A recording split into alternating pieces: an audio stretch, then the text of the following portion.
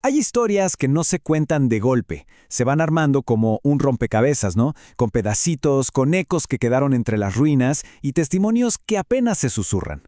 Y bueno, eso es justo lo que haremos aquí.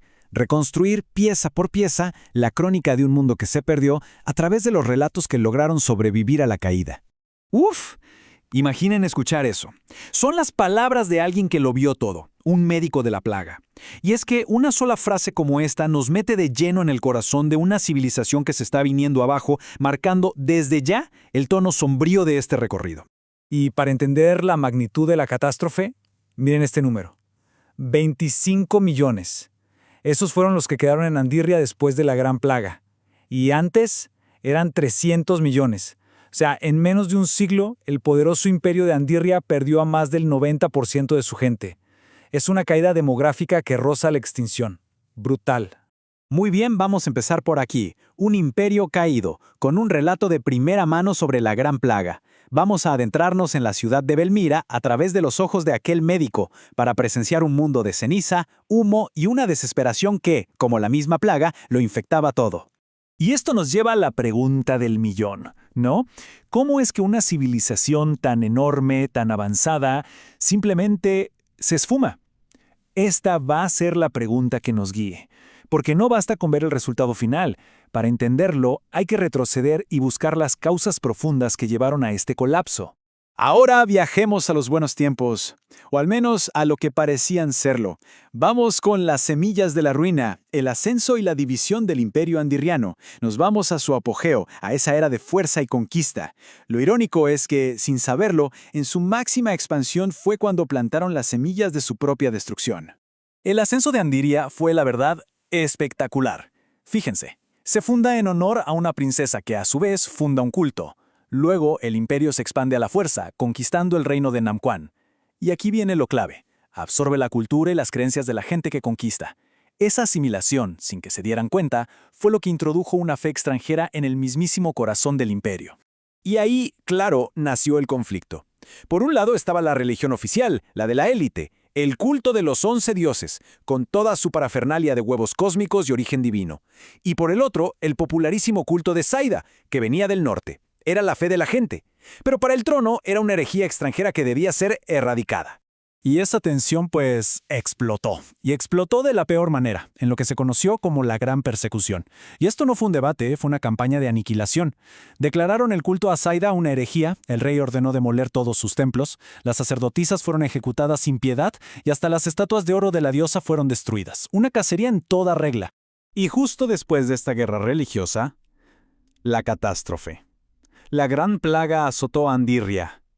A ver, la fuente no dice esto causó aquello, no establece una conexión directa, pero la secuencia, una persecución brutal y justo después una plaga que aniquila a casi todos, es como mínimo escalofriante. Bien, ahora vamos a alejarnos un poco para tener la foto completa. Hablemos de un mundo dividido, de lo que había más allá de las fronteras, porque Andiria, con todo su poder, era en realidad solo una pieza de un rompecabezas mucho más grande, en un mundo que llevaba milenios completamente separado. Piensen en esto por un segundo. Durante siglos, los andirianos estaban convencidos de que el mundo se acababa en la vértebra, una cordillera tan masiva que nadie podía cruzar. Para ellos, literalmente, ese era el fin del mapa, el fin de todo lo conocido. Pero, por supuesto, estaban muy equivocados. Y aquí es donde la cosa se pone buenísima. ¿Qué había del otro lado? Pues otro mundo. Mientras en Merides Oriental estaban el Imperio Andiriano y sus vecinos, en Merides Occidental prosperaban culturas enteras, como la Lendor y la civilización murianida, sin tener la más remota idea de que los otros existían. ¿Y quiénes conectaron estos dos mundos? Pues los valientes, los exploradores, personajes legendarios como Batuta al-Masudi, que se dice viajó de polo a polo, su compañero, don Gaspar de Altamira, que documentó el viaje, pero también, y esto es muy importante, los anónimos mercaderes murianidas, que buscando nuevas rutas comerciales, fueron los primeros en cruzar las montañas y se toparon con un imperio. Ahora que el mundo está conectado, la pregunta cambia. Ya no se trata de geografía, de quién vive dónde. La pregunta ahora es más profunda. ¿Qué creencias, qué mitos dieron forma a estas culturas tan diferentes? ¿Cómo entendía cada una el origen de todas las cosas? Y eso nos lleva a esta parte. Mitos de la creación, donde vamos a escarbar en el origen de los dioses, porque para entender el conflicto que fracturó a este mundo, tenemos que irnos hasta el principio de todo, a las historias que se contaban sobre cómo empezó el universo. Por el lado de Andirria tenemos el mito de los 11 dioses. Es muy solemne, muy épico. Unos seres llamados Ellos bajan del cielo a los hielos del norte, ponen 11 huevos cósmicos, pasa una eternidad y de ahí nacen los dioses. Luego, sus descendientes migran al sur y pueblan el mundo. Es una historia de origen perfecta para justificar el poder y el orden, ¿no? Y ahora, el mito de Saida. Y aquí, aquí la cosa es completamente diferente. Olvídense de los huevos cósmicos. Saida es una diosa de otra dimensión que creó el continente masticando 3 chicles y moldeando la masa con sus manos. Así, tal cual. El contraste es absoluto. Es un acto de creación casi casual, hasta divertido. Y esto nos ayuda a entender por qué estas dos visiones del mundo eran simplemente irreconciliables. Pero esperen, que hay más. Otra leyenda dice que Saida se le apareció a los hombres simio prehistóricos, les enseñó a adorarla, les regaló el fuego y después simplemente se fue.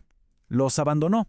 Aquí es una figura como Prometeo, una maestra, pero también una diosa caprichosa, distante, una creadora que da un empujón y luego se desinteresa. Y así llegamos a la última parte. Leyendas que permanecen. Esos ecos de una historia que se perdió. Vamos a ver los misterios que quedaron sin resolver y las extrañas historias que todavía se cuentan en este mundo fracturado. Fíjense en esta frase. No es oro todo lo que reluce, ni todo lo que parece espada es de acero. Suena profundo, ¿verdad? Pues, según la leyenda, lo dijo un cuervo parlante. Sí, porque en este mundo, al parecer, hasta los cuervos guardan secretos. Se dice que les enseñaron a hablar y se convirtieron en autores, en conspiradores, un gran recordatorio de que la verdad se esconde en los lugares más insospechados. Y volvemos a la tragedia humana. ¿Recuerdan al médico del principio? Pues uno de ellos, un tal Héctor Plasma, lo perdió todo en la plaga. Y en su dolor no culpó a la enfermedad ni al rey, no. Juró vengarse personalmente de la diosa Saida. Una promesa de venganza de un mortal contra un dios, nacida de las cenizas de un imperio. Y todo termina con esta idea, que es fascinante. Después de la creación, la persecución, la caída del imperio, ¿qué pasó con Saida? La leyenda sugiere que en realidad nunca se marchó, que ahora vive discretamente entre la gente, oculta bajo una identidad cualquiera, cotidiana. Una idea increíble, ¿no? Que lo divino y lo mítico tal vez no desaparecieron, sino que simplemente aprendieron a esconderse a plena vista, esperando a ser descubiertos otra vez.